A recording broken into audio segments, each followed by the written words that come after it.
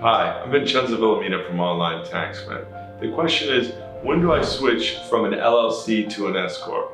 There's no real easy answer. However, you have to take into consideration that if you're going to switch to an S Corp, there's additional costs, such as doing an 1120S tax return, doing payroll, etc. But by switching to an S Corp, you actually save a lot of money from self-employment tax, roughly 15.3%.